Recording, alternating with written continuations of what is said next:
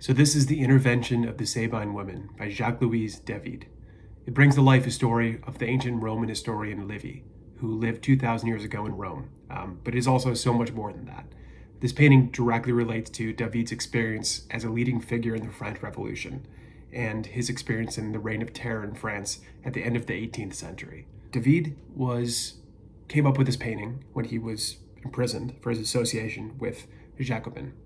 The Jacobin were a club, a revolutionary club that started in France during the French Revolution and took power and executed the king, Louis XVI, his wife, Marie Antoinette, and 30,000 people across France for their associations with royalty, nobility, and the Ancien regime. They were all executed. People were dying left and right in the streets in France. It was an absolute bloodbath.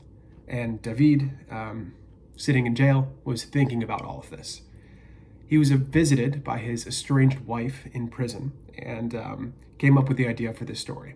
This story had been painted by other master painters, Poussin before him and Picasso after him, but his take was a little bit different. Briefly, the story that they're alluding to is the rape of the Sabine women, or the abduction of the Sabine women, and refers to the founding of Rome, where basically, at the beginning of Rome, there were two brothers called Romulus and Remus, who were twins that were abandoned at birth by their mother, and taken in and raised by either a wolf or a prostitute, depending on your reading, and then would grow up and found the city of Rome. Now, at the beginning of the city of Rome, it was mostly dudes and a lot of outcasts that basically had no. It was an island of misfit toys. The historian Mary Beard does a much better job than I can of explaining this, and she wrote, quote, in her book SPQR, quote, "So Romulus declared Rome an asylum and encouraged the rabble and the dispossessors of the rest of Italy to join him. Runaway slaves, convicted criminals, exiles, and refugees. They produced plenty of men, but in order to get women, so Livy's story goes, Romulus had to resort to a ruse and to rape. He invited the neighboring peoples, the Sabines and the Latins, to come and enjoy a religious festival, plus entertainments, families and all. In the midst of the proceedings, he gave a signal for his men to abduct the young women amongst the visitors and carry them off as their wives."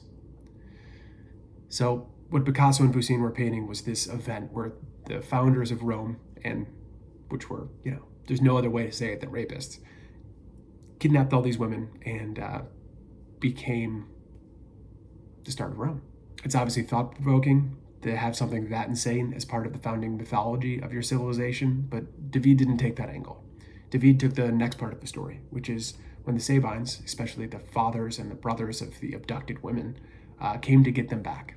In the legend, the Sabines and the Romans fought bitterly and were only stopped when, as Mary Beard again says, quote, the hostilities were only halted in the end thanks to the women themselves, who were now content with their lot as Roman wives and mothers. They bravely entered the field of battle and begged their husbands on one side and fathers on the other to stop fighting. We'll better die ourselves, they explained, than to live without either of you, as widows or as orphans, end quote. David's painting shows this moment, not when things are coming apart, but when the people can't take the bloodshed anymore and are pleading for a ceasefire. Love prevailing over conflict. This painting at its center features Romulus's wife Hersilia, standing over their children to stop him from killing her father. And behind her is another woman holding a child and begging the men to put down their arms. And in the background is a citadel that is painted not to look Roman but to look French and to be an allusion to the Bastille, which was stormed in 1789 at the start of the French Revolution.